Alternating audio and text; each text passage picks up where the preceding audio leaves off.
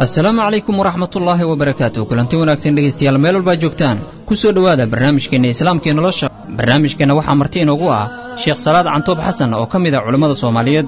aan ku soo dhaweeyo barnaamijkeena si uu inoogu sharaxo mowduucana ku saabsan kayfiyatu salaad. Sheekh Cantoob Xasan فليتفضل. شكرا. الحمد لله رب العالمين والعاقبة للمتقين فلا عدوان إلا على الظالمين وأشهد أن لا إله إلا الله ولي الصالحين وأشهد أن سيدنا ونبينا محمدا عبده ورسوله المبعوث رحمة للعالمين. اللهم صل وسلم على سيدنا محمد وآله وصحبه ومن تبعهم بإحسان إلى يوم الدين. أما بعد، إخوتي في العقيدة، أولا الله سبحانه وتعالى يا مهد إسكاله inoogu nicmeeyay nicmooyin fara badan oo ay ka mid tahay nicmatul islaami wal iimaan. walaalayaal, mowduucayna wuxuu ku saabsan yahay kayfiyatu salaah, habka ama qaabka salaada loo tukanayo. salaadu waxay leedahay shuruud. qofka haddii uu la imaan waayo shuruudda salaadu aysan ansaxayn. sidoo kale salaadu waxay leedahay tiirar salaadu ay ku dhisan tahay oo tiir ka mid ah haddii laga tago salaada aysan ansaxayn. sidoo kale salaadu waxay leedahay sunnooyin haddii laga tago salaada ay nuqsaanayso oo loo baahanayo sujuudu sahwi in lagu kabo. haddana salaada waxay leedahay hay-aad salaada qurxinayo oo salaadii quruxdeeda ka qayb qaadanayo. lidaa walaalayaal, saa darteed culimada salaada waxay ku shabaheen insaanka ayaa lagu shabahay oo culimadu waxay dhaheen tiirarka salaada waxay la mid yihiin ka ra'sil insaan, insaanka madaxiisa. qofka insaanka markuu madaxa laga gooyo xibnihiisa kale waxba ma qaban karaan. marka salaada haddii tiir ka mida laga tago salaadii sidaa ayay ku baaba'aysaa. sunnooyinka lagu kabayo sujuudu sahwiga sida qunuudka salaada subax oo kale iyo ataxiyaadka koobaad, salaada markay laba ataxiyaad leedahay haddii laga tago salaadii nuqsaan baa galayso. sunnadaas culimadu waxay ku shabaheen ka cudwil insaan, insaanka xibintiisa. insaanka markii gacan ay ka go'an tahay waa qof naaqisahoo xubnihiisa aysan dhammaystirnayn. salaadii sunnooyinkeeda markii laga tagana waa sidaa. hay-aadka salaada waxay culimada ku shabaheen ka shacaril insaan, insaanka tintiisa. insaanka markii tinta laga xiiro oo weliba sakiin laga mariyo quruxdiisu ma dhammaystirna. salaaduna waa sidaa. haddii hay-aadkeedii salaada qurxinaya laga tago salaadii waxaa galayo nuqsaan oo xaggii hay-ada ayay ka nuqsaanaysaa. marka sidaa ayay culimada ugu shabaheen salaada jismil insaan. shuruudda salaada markaynu dul marno, salaada waxay leedahay 8 shardi. shardiga koobaad, xibnaha inay daahir ka yihiin najaaso iyo xadath waxa la yidhaahdo. wixiiba najaaso ah in xibnaha ay ka naqdaan nadiif. sidoo kale xadathka oo asagana loo kala qaado labo, xadathul asqar oo qofka markii weesadu ay ka jabta ah, iyo xadathul akbar oo qofka markii qubays uu gala ah. labadaaba inuu daahir ka yahay. shardiga labaad, satrul cawra, qofka inuu cawrada asturo markuu salaada tukanayo. shardiga saddexaad, istiqbaalul qibla, qofka inuu qibladii qaabilo. shardiga afaraad, qofka inuu ka fogaado inuu salaada ku dhex hadlo. shardiga shanaad, qofka inuu salaada dhexdeeda wax ku cuno ama wax ku cabo. shardiga lixaad, alficlul kathiir, qofka inuu iska ilaaliyo xarakaadka badan, dhaqdhaqaaqyada fara badan oo salaada jibinayo sida 3 tallaaboo kale. shardiga toddobaad, macrifatu dukhuuli lwaqti walow dannan, qofka salaada tukanaya inuu aqoon u leeyahay waqtigii salaada inuu galay.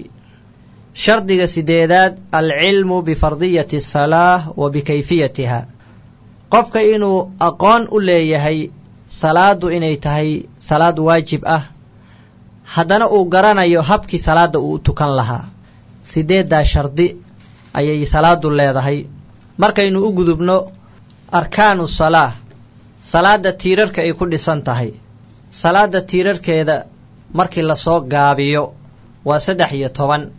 tiirka koobaad anniyatu bilqalbi qofka salaada tukanayo waxaa waajib ah salaada uu tukanayo inuu qalbiga ka niyeysto salaada uu tukanayo inay farad tahay tukashadii naftirkeeda inuu niyeysto salaadii magaceeda inuu qalbiga gashto waa waajib waa tiir ka mida tiirarka salaada waxaana u daliila xadiiskii nabiga calayhi salaatu wasalaam wuxuu nabiga yidhi sala allahu calayhi wasalam innama alacmaalu binniyaat wa innamaa likulli imri'in maa nawaa wuxuu leeyahay nabigeyna calayhi salaatu wasalaam acmaasha ansixiddeeda waxay ku taagan tahay in la niyeysto oo qofkii niyo uu la yimaado qof walbana wuxuu helayaa wixii uu niyeystay abaalmarintii uu lahaa xadiiskaa waxaa soo saaray imaamu albukhaari kitaabkiisa safxada ugu horraysa lambarka 1 ayuu ku soo saaray sidoo kale imaamu muslim xadiiskaa wuxuu ku soo saaray safxada 1907 waa kitaabka saxiixu muslimka la yidhaahdo niyadu in qalbiga laga niyeysta ayaa waajiba laakiin waxaa sunno ah qofka inuu ku talafudo ee uu ku dhawaaqo niyadii si lisaanka ama carabka uu u taageero qalbiga maxay qalbiga wixii ku jiray haddii carabka aad ka sheegto waxaa iskaashaday carabkii iyo qalbigii tiirka labaad oo ay salaada leedahay waa takbiiratul ihraam salaada takbiirta lagu galayo oo Allahu akbar ta salaada lagu xirto waa tiirka labaad oo salaada ay leedahay nabiga waxa laga wariyay calayhi salaatu wasalaam xadiis imaamu cali uu warinayo miftaaxu salaati at-tahuur wa tahriimuha at-takbiir wa tahliiluha at-tasliim ayuu yiri nabiga calayhi salaatu wasalaam salaada furaheeda waa tahaarada buu yiri nabiga sallallahu alayhi wasallam qofka inuu tahaaro kaamila u la yimaado tahriimkeedana waa takbiirta tahriimkeeda waxa loola jeedaa salaada markii la galo waxyaabo intaadan salaada ku jirin ku banaana ayaa mamnuuc ka naqanayo sida hadalka oo kale iyo in wax la cuno marka tahriimkaas waxa keenaya takbiirka qofka markuu salaada xirto wa tahliiluha at-tasliim salaadana waxa looga baxaa salaamo naqsiga sida ayuu yiri nabiga calayhi salaatu wasalaam xadiiska waxa soo saaray Abu Daawud raqamka 61 ayuu uga waramay sidoo kale Ibn Maajah wuxuu ku soo saaray 275 raqamka ah tiirka saddexaad qiraa'atul faatiha faatihada in la aqriyo fi kulli raq'atin raq'a kasta in faatihada lagu aqriyo waa tiir ka mid ah tiirarka salaada faatihada bisinka ay ka bilaabanaysana waa aayad ka mid ah faatihada waxaana u daliila xadiiskii nabiga calayhi salaatu wasalaam la salaata liman lam yaqra bi faatihatil kitaab wuxuu nabiga yiri calayhi salaatu wasalaam qofka salaadiisa ma ansaxayso ilaa uu ka aqriyo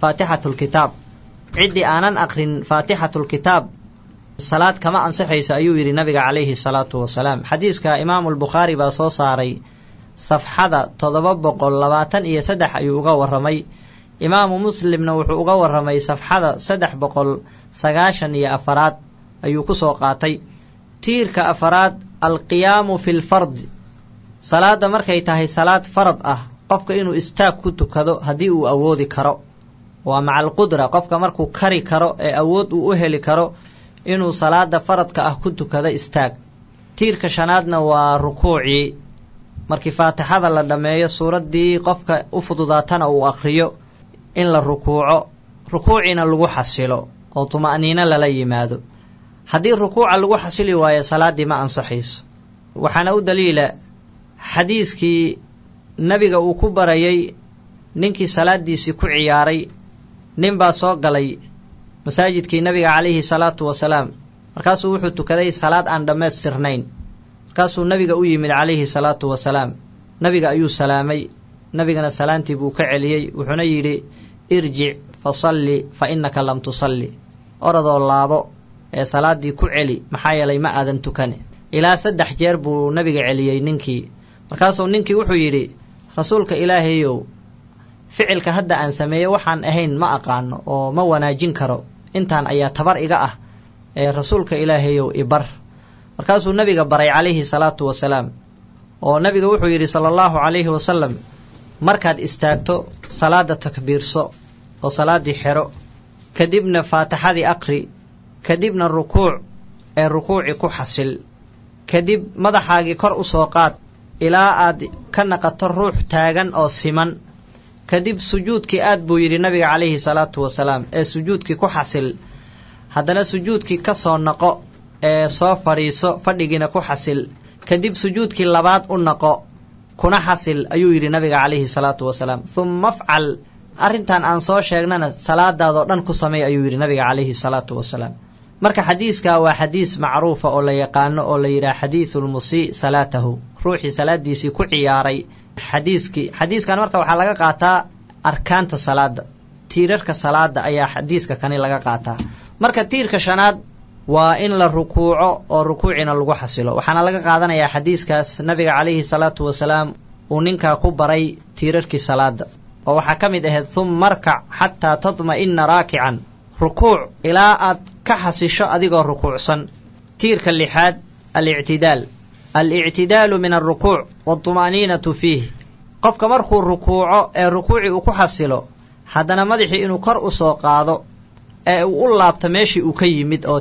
istaaggii ahaa istaaggaana uu ku xasilo xadiiskii hadda aynu soo marnay ayaa daliil u ah asagane waxaa ka mid ahaa xadiiska humma arfac xataa tactadila qaa'iman madaxaaga ka soo qaad rukuuca ilaa aad ka ekaata adigoo taagan umunaa caaisha radia allaahu canha iyadoo sifaynayso habkii iyo qaabkii nabiga uu tukan jiray calayhi salaatu wasalaam caaisha waxay leedahay kaana idaa rafaca ra'sahu min alrukuuci lam yasjud xataa yastawiya qaa'iman nabiga calayhi salaatu wasalaam madaxiisa markuu kor u soo qaado ee rukuuca uu ka yimaado ma sujuudi jirin ilaa uu ka sinnaado asagoo taagan xadiiska imaamu muslim baa soo saaray raqamka 498 ayuu uga warramay tiirka toddobaad assujuudu waطumaaniinatu fiih qofka musalliga ahoo salaada tukanayo inuu sujuudo waa bacda alictidaal markuu ictidaalo kadib ee rukuucii uu ka soo kor noqdo ee si siman uu u istaago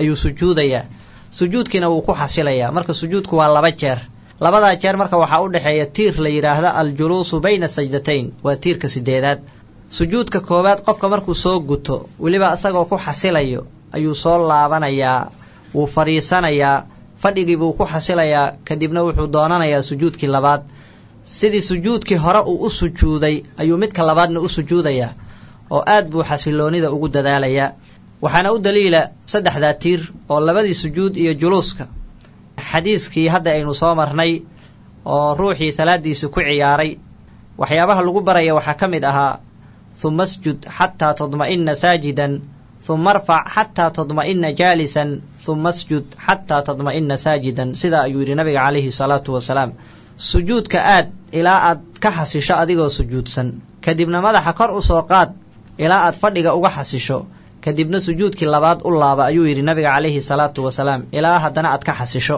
tiirka 9aad altashahud alakhiir ataxiyaadka dambe waxaa la yidhaahdaa altashahud alladii yacqubuhu asalaam ataxiyaadka uu la cirbinayo salaamo naqsi marka xitaa wuu soo gelayaa ataxiyaadka salaada subax iyo midka salaada jumcada altashahud alakhiir baa layska yidhaahdaa tiirka 10aad aljuluusu litashahud alakhiir ataxiyaadka dambe in fadhi lagula yimaado ataxiyaadka marka kayfiyaad fara badan ayuu nabiga ku sheegay oo nabiga ka sugnaatay calayhi salaatu wasalaam waxaan soo qaadanaynaa marka habkii iyo kayfiyadii imaamu shaafici uu soo qaatay imaamu shaafici raximahullahu tacaala asigoo tilmaamayo ataxiyaadka lagula imaanaya atashahud alakhiir wuxuu leeyahay ataxiyaadkii nabiga laga wariyay calayhi salaatu wasalaam waa midka uu qaatay imaamu shaafici ayaynu ula jeednaa wuxuu leeyahay attaxiyaatu almubaarakaatu alsalawaatu alطayibaatu lilaahi assalaamu calayka ayuha annabiyu waraxmat ullaahi wabarakaatuh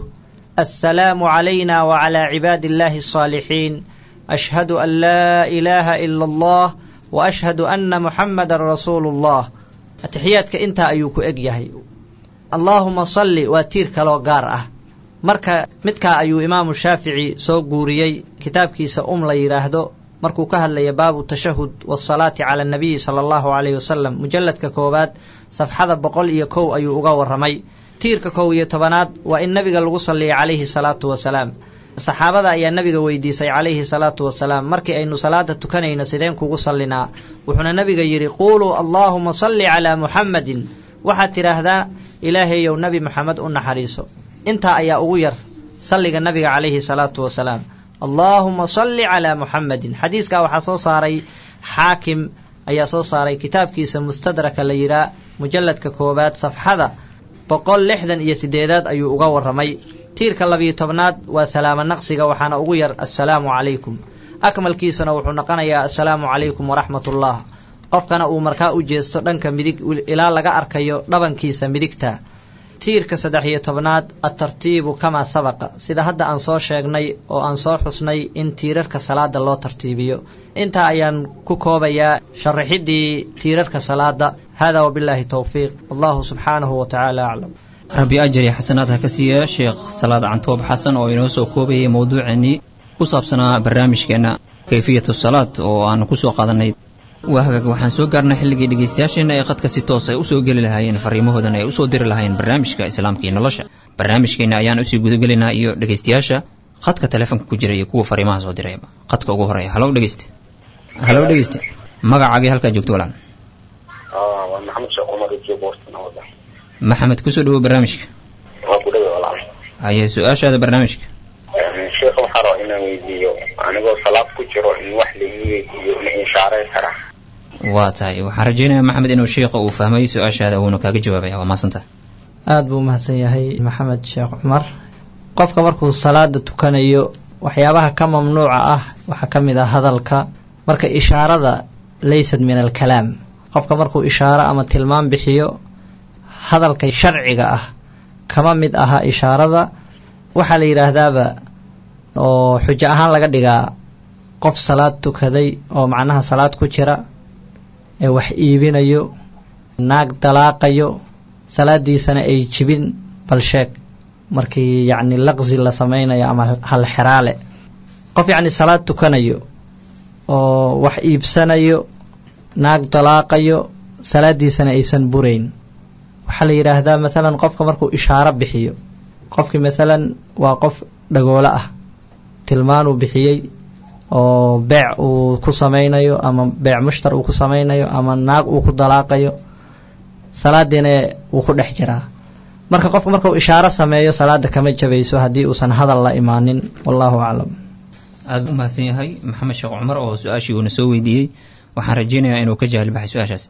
sheekh salaad haddii tilmaamaha aan usii gudagelno, qof aan hadlin laakiin haddii uu tilmaamna uusa bixin, sigoo la yiri oo kaleeto ma ku sugaa oo kaleeto, qof meel u socdo oo kaleeto inuu sugaayo oo kaleeto uu yidhaahdo ama wax la mid oo kaleeto, waa ma dhaqsatay ama makaa taga amase waa ma raacayso oo kaleeto, uu markaas uu ugu ishaaro oo kaleeto tusaale ahaan asagoo cod muujinayo markaas ama wax la mid oo kaleeto. aada baa mahadsan tahay. markii la yidhaahdo ishaarada, maalan hadda tusaalaha aada bixisay oo ah yacni taxarsiga oo tanaxnux baa loo yaqaanaada luqada carabiga. taxarsiga markuu noqdo xarfo la hingaadi karo salaaduu jebinayaa. asaga waa gaar, xarfo la hingaadi karo oo hingaad la saari karo. hingaad macnaha waxaan ula jeedaa hingaadii isku xirka xarfaha haddiiba la saari karo salaada wuu jebinayaa. laakiin xarfo aan la hingaadi karin haddii uu yahay taxarsigaa salaada ma jebinayo. qofkiina aada ishaaro ugu samaynayso saa kalaam ma ah baa la leeyahay, kalaamka kaliya ayaa salaada jebinayo. wallahu aclam. aad baa mahadsantaha sheekh salaad. intaana u gudagelin dhegeystayaasha fariimaha ay soo dirayaan iyo kuwa khadka ku jiraba, salaada marka ugu horeysa oo la tukanaya qaabka xirashada salaada iyo markii la bilaabo faatixada bisinka qofkii ka tago kaleeto salaadiisa maxay noqonaysaa? aad baa umahadsan tahay. markaan ku horeyno habka ama qaabka salaada loo xiranayo, salaada sideeda waxaa loo kala qaadayaa 3 shay. salaadu markay tahay farad, markay waajib tahay 3 shay ayaa waajibayo. ficilkii in loo qasdo oo qofkii uu u qasdo ficilkii tukashada, faradnimadii inuu sheego, iyo tacyiinkii oo ah magacaabidii salaada. maalan qofkii salaadan inay farad tahay, inay ama duhur tahay ama casir tahay, inuu qalbiga gashto waa waajib. waa markay salaada farad tahay. salaada markay sunno tahana 2 shay baa waajibayso: ficilkii in loo qasdo oo ah tukashadii, iyo magacaabidii oo salaada sunnada ah magac haddii ay leedahay, sida salaada ciid oo kale, salaada qorax madoobaadka oo kale. qaybta saddexaadna salaadu markay sunno tahay waxaa waajibaya 1 shay oo kaliya: ficilkii salaada in loo qasdo. marka culimadu waxay dhahaan iyagoo tilmaamayo qofka qalbigiisa iyo carabka inay istaageeraan, waxay u sameeyeen hab lagu xiranayo salaada مثلا ظهرك وكلا مركان سوق بنا أصلي فرض الظهر 4 ركعات أداء لله تعالى الله أكبر مركا وحا واجب أصلي ذي واجب كي كمتهاي وقصد كي فعلك تعيين كنه وظهر كي أما عصر كي فرضية وفرض الواقع marka salaada saddexda ayaa loo qaybiyaa markay tahay habka xirashada marka u gudubna marka bisinka salaada bisinka faatixada hadii laga tago salaadu siday naqanaysaa horta waxa muhiim ah bulshadu inay fahamto khilaafka jira مثلا waxaad arkaysaa dadka bilaabayo markay salaada xirtaan alxamdulillaahi rabbil aalamiin qiradii ka bilaabayo ma aha waxa la isku haysto bisinka ma laga tagaa mase culimada horta waxay isku haystaan bisinka ma lala jahrayaa oo kor ma loo qaadayaa mase hoos baa loo dhigayaa haddii bisinka bilkulliyan laga wada tago salaada maba jiraysaba taana waxaa daliil u ah xadiis nucaym almujmir uu warinayo wuxuu leeyahay sallaytu waraa'a abi hurayrata radiyallahu can abi hurayra gadaashiisa baan ku tukaday faqara'a bismi illaahi araxmaani araxiim abu hurayra wuxuu aqriyay bismi illaahi araxmaani araxiim ثم قرأ بأم القرآن كدبنا فاتحة أخرية حتى بلغ غير المغضوب عليهم ولا الضالين إلى أبو هريرة أكجارو أو قردي سؤي كجارته ولا الضالين إلى أكجارو كدب أبو هريرة وحيري آمين تذكرنا وحي كذب الدهين آمين حديث كامرك وحو النص عدكو يهي بسنك إن لغتك كرين أبو هريرة مركو صلاة دي كبحي وحيري والذي نفسي بيده إني أشبهكم صلاة برسول الله صلى الله عليه وسلم إلهي بان كدارتي الله النفس ديدا أي أودي سكجرت بان كدارتي وحان أهي متك إذن كوغو شبهي دبادان أو آد أغو أك صلاة دي نبي عليه الصلاة والسلام حديث كامرك النسائي باسوصاري رقم كسغال بقل إيشان أيو أغو الرمي عبد الله بن عباس مركو فسيري آيادتني ولقد آتيناك 7 من المثاني رسولك إلهي وحن قصيني تضبا لبا وحيري فاتحة الكتاب وحلو لجيدا فاتحة أي لو لجيدا بركاسا ليري فأين السابعة أو آيات التضبات أو يباليري بركاسو يري بسم الله الرحمن الرحيم آيات التضبات وبسم الله الرحمن الرحيم حديث كبيهقي باصو صاري مجلد كي سلبات صفحة أفرتني أفر أيو أغور رمي إذن مركا أحاديثتان إي أحاديث كالو آنان حسين waxay nas cad ku yihiin inaan laga tagi karin bismillaahir rahmaanir rahiim inaan laga tagi karin laakiin culimadu waxay isku haystaan hoos ma loo dhigi karaa mase kor baa loo qaadi karaa waxaana warinayo xadiis oo warinayo Anas bin Malik uu leeyahay nabiga kaleey salaatu wasalaam qirada wuxuu ka bilaabay bi alxamdulillaahi rabbil aalamiin ahadiistan farabadan iyo riwaayaadkan farabadan ay ka hor imaanayo oo markii la fiiriyo Anas bin Malik أحاديث وكتل ماما النبي عليه الصلاة والسلام إنه سنبسنك كباللابن وحليه هي نبي عليه الصلاة والسلام الحمد لله بو كباللابن حديث كامرك وحلوع اللي يابا الحمد لله وحي كمتهي مقعية فاتحة مركا مكيني كرتبة إن بسنكيو كتغي نبي عليه الصلاة والسلام أحاديث كلنا وحليه هي نبي عليه الصلاة والسلام سيهاصب ويري بسم الله الرحمن الرحيم ماشي أنا وحكا عداني سمرك أنس أو صفك كوبات كنت كاني بسنك النبي إنه مقلي ساهدي وصن سرت الشيغن وصن له النبي وسرستي ما بمقل لهين با مركو ليه هي أنس بن مالك النبي عليه الصلاة والسلام بسنك وسرستي ماشى وحكعد إنه ست ترتيبة مقلي بسنك النبي عليه الصلاة والسلام إذن مركا بسنك فاتحة وآيات كمذا فاتحة هذه لقد كان صلاة دي ما أنصحيس والله أعلم وهذا waxaan fiirinaynaa dhageystayaasha fariimahooda ay soo gaarsiinayaan dhageyste ayaa waxa uu leeyahay hadii aan ku tukado waa haween waxay leedahay hadii aan ku tukado dirac waxba ay iga hoosin salaadeeda maxay u dhimaysaa aad bay u mahadsan tahay salaada shuruudaheeda waxa kamida satrul awra awrada in la asturo awrada marka halkee laga asturaya as-satru min al-a'la waxa waajib ah qofka markuu salaada tukanayo xagga sare inuu iska asturo لا يجب السطر من أسفل قفك إنه هوس إسكا أستره واجب معه مركا هوين إذا هدي هل مرأي كنتك أما هل درع أو عورة دي لن أي ددنتهي مرضنا أي سن أهين مرأ مدبكي عورة لغدح أركيو صلاة دي دوي أنصحيسا والله أعلم وهذا sheekh salaad haddii aan usii guda galna su-aasha hadda ayna soo weydiisay gabadha oo ahayd diraca oo kaleeto ku saabsan haddii qofka dharka uu wato oo kaleeto ama dumar ha ahaadeen ama rag ahaadeen uu dharka meel ka duleelo meel ama aan la fahmi karin ama hataa xoogaa aan saas u weynin oo ama jeexnin ha noqoto ama inuu duleelo maxaa ka ansaxaya qofkaas ama xukunkiisu noqonaya markii la fiiriyo satrul cawra waa shardi ka mida shuruudda salaada oo haddii cawradii la asturin salaaddii aysan ansaxayn marka qofka dharka uu ku tukanaya haddii dalool uu ka muuqdo ama meel jeexan ay jirto waxaa la kala fiirinayaa duleelka meesha uu ku aadan yahay duleelka hadduu ku aadan yahay xuduuddii cawrada oo qofka ragga ah cawradiisa xuduudda ay leedahay waa xundhurta ilaa jilbaha haweenaydana waa jirkoo idil markii laga reebo wejiga iyo labada kaf ama labada calaacal marka xuduuddii cawrada haddii duleelkaas uu ku aadan yahay wax dharahoo ka hooseeyana aysan jirin salaaddii ma ansaxayso maxaa yeelay cawradii ayaa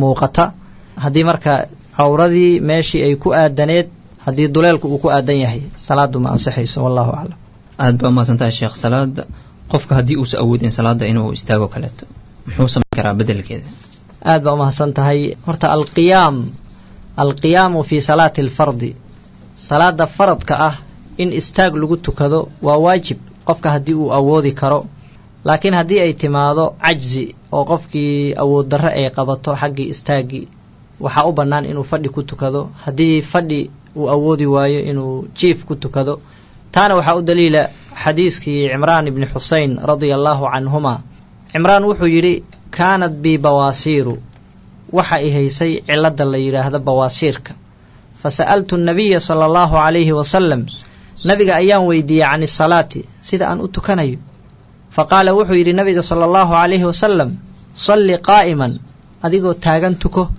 fa in lam tastadic fa qaacidan haddii aad awoodi weyso oo istaaggii aad kari weyso fadhi ku tuko buu yidhi nabiga calayhi salaatu wasalaam fa in lam tastadic fa calaa janbin haddii aad awoodi weyso fadhi dhinac u tuka ayuu yidhi nabiga calayhi salaatu wasalaam adigoo dhinac u seexanayo xadiiska bukhaari baa soo saaray raqamka 1606 ayuu uga waramay marka qaabka ayuu qofka u tukanayaa intii karaankiisa ilaahay wuxuu leeyahay subxaanahu wa tacaala laa yukallifu allaahu nafsan ilaa wuscaha ilaahay naf ku kallifi maayo ilaa tabarteeda mooyaane wallahu aclam waa tahay dhegeyste ayaana soo weydiiyey su-aal waxa uu leeyahay assalaamu calaykum wacalaykum salaam magacayga waxaa la yidhahdaa tiri sahro oo joogta degmada kaaraan walaal qofka haddii uu asigoo ku jira salaad ayay leedahay sahro xilliga ataxiyaadka uu luxo farta markii uu ku jiro ataxiyaadka maxay dhibaysaa farta la luxayo aad bay umahadsan tahay dhegeystahaasi xagga taxriikul usbuc in farta la dhaqdhaqaajiyo markii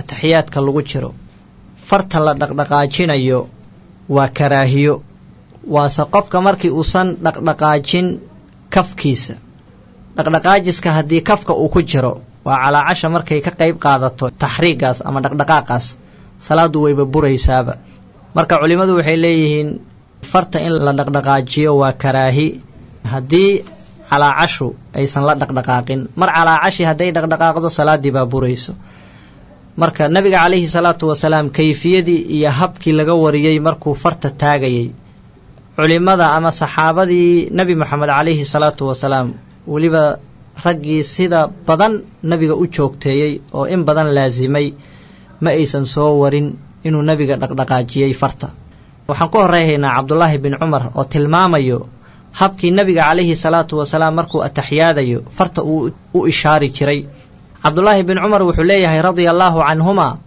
kaana idaa jalasa fi salaati wadaca yadayhi calaa rukbatayhi warafaca isbicahu lyumna alatii tali libhaama fadacaa biha wayadahu lyusraa calaa rukbatihi baasidahaa cabdulaahi bin cumar wuxuu leeyahay nabiga calayhi salaatu wasalaam markuu salaada u fadhiisto ee ataxiyaad uu galayo labadiisa gacmood wuxuu saarayay labadiisa jilib fartiisa gacanta midiga farta yacni la yidhaha musabixada oo suulka la xidhiirta ayuu nabiga ku ishaaraya kor buu u qaadayay asigoo fidinayo taxriig ma uusan sheegin cabdulaahi bin cumar radia allaahu canhu sidoo kale riwaayad kale oo isla cabdulaahi bin cumar uu warinayo wuxuu leeyahay kaana idaa qacada fi tashahudi wadaca yadahu lyusraa calaa rukbatihi lyusraa ووضع يده اليمنى على ركبته اليمنى وعقد 53 وأشار بالسبابة.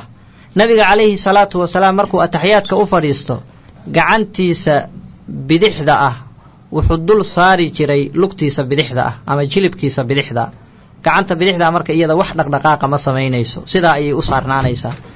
gacanta midigtaana wuxuu saari jiray jilibka midigta ah. weliba nabiga wuxuu bixin jiray tilmaan ah qof yacni tilmaamayo 53 oo kale. maalan suulka ayaa waxaa lagu qabanayaa farta tilmaanta bixinayso, 3 faroo kalena waa la laabayaa. waxaa soo baxaysa marka tiro ah 53, waa tirada carabiga ayaa soo baxayso. wuxuuna nabiga ishaari jiray buu leeyahay uu kor u taagi jiray farta la yidhaha sabaaba, waa farta ku xigta suulka. cabdullaahi bin cumar ayaa xadiiskaa noo warinayo, mana xusayo wax taxriig la yidhaha iyo dhaqdhaqaajin uu nabiga dhaqdhaqaajiyo farta. xadiis waxaa jira marka munfarid ah oo hal nin uu la gooni naqday, uu tilmaamayo inuu nabiga farta dhaqdhaqaajiyey. xadiiskaana waxaa lagu daaweeyey ninkaa wuxuu ula jeedaa dhaqdhaqaajinta uu tilmaamay kor u soo qaadidda nabiga uu kor u soo qaadayay farta ayaa lagu daaweeyey. wallaahu aclam. aad baa umahadsantaha sheekh salaad. dhegaysta lagu magacaabo xanaan oo joogta warta nabadda waxay leedahay sheekha waxaan weydiinayaa salaadayda ma ansaxaysa haddii aan ku tukado qol uu ku jiro t v ama uu ka shidan yahay daaran yahay oo ama aflaan iyo wax la mid ama ay ka shidan yihiin. aad bay umahadsan tahay. qofka markuu salaada tukanayo waxaa la rabaa inuu iska ilaaliyo waxyaabaha la yidhaha shawaaqilu dunyaa, adduunyada shawaaqisheeda iyo waxa qalbiga mashquulinayo. qofkii marka meel buuqa oo mashquul badan hadduu ku tukanayo qalbigii wuu baxayaa. nabigana wuxuu yidhi calayhi salaatu wasalaam salaada waxaa laga aqbalayaa intiiba qalbiga uu garto. qalbiga intuu khushuuca ku jiro ayaa salaada laga aqbalayaa. marka qol uu t v ku jiro in salaad lagu tukado ma habboona, maxaa yeelay khushuuci ayaa baaba'aya. wallaahu aclam. aad bay umahadsantahay dhegeystayaasha. su-aasheedii waxaan rajaynayaa inay ka jahil baxday. sheekh salaad ku tukashada kabaha maxaa la dhihi karaa iyagana shareecada maxay ka qabtaa? aad baa umahadsan tahay. markii la yidhaahdo asalaatu fi nnicaal, kabaha in lagu tukado, nabiga calayhi salaatu wasalaam waxaa sugnaatay inuu kabaha ku tukaday, laakiin dadka si khalada ayay u fahmeen. anas bin maalik baa la weydiiyey, waxaa la yidhi nabiga calayhi salaatu wasalaam ma ku tukaday kabihiisa? markaasuu yidhi nacam. xadiis kaloo abu daawuud uu warinayo wuxuu leeyahay nabiga calayhi salaatu wasalaam kabihiinna markaad aragtaan iyagoo yacni nadiif ah ku tukada, iyagoo qurun iyo najaaso ay ku taalla haddii aad aragtaanna nadiifiya kadibna ku tukada. marka dadka waxaa isaga qaldan xilligii nabiga calayhi salaatu wasalaam iyo xilliga hadda lagu jiro. waxaa la yidhaahdaa waqti kasta wuxuu leeyahay oraahdiisa, maslaxada ayaana la fiirinayaa. xilligii nabiga calayhi salaatu wasalaam masaajidka lagu tukanayo ma ahayn masaajid shamiindaysan ee gogol ay taallo, bacaad buu ahaa. qofkii marka kobihiisoo nadiifa hadduu iskala soo galo oo wax najaasa aysan saarayn waa lagu tukan jiray. xilligan markii la fiiriyo munaasabadda, maslaxada la fiirinayaa.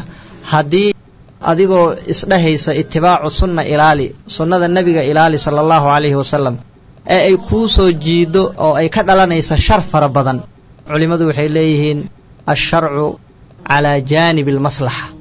sharciga mar walbaba wuxuu dhinac taagan yahay maslaxadda. maslaxaddii marka waxay noqonaysaa inaan yacni kobaha masaajidda aan lala gelin, maxaa yeelay waxaa xaqiiqo ah kobuhu inay hadda sidaan oo mar walbaba ay kobuhu saaran yihiin najaaso. nabigana calayhi salaatu wasalaam koba najaaso ay saaran yihiin inuu ku tukaday marnaba ma sugnaanin. koba nadiifa oo daahira ayuu ku tukaday. xilligan hadda taagan marka waxaan dhahaynaa koba laguma tukan karo, masaajidna lalama geli karo iyadoo maslaxada la fiirinayo. wallaahu aclam. waxaan soo gaarnay gabagabadii barnaamijkeenna. waxaan ka cudur daaranaynaa dhegaystayaasheenna oo aan weli fariimahooda soo gudbin iyo kuwa weli khadka ku jiraba wakhtiga oo inahayo awgiis. barnaamijkeenna islaamkii nolosha waxaa marti inoogu ahaa sheekh salaad cantoob xasan. waxaa idiin soo saaray anigu waa maxamed axmed xalane, waa farsamadii cabbaas, waa bahdii barnaamijka islaamkii nolosha oo idin leh assalaamu calaykum waraxmatullaahi wabarakaatu.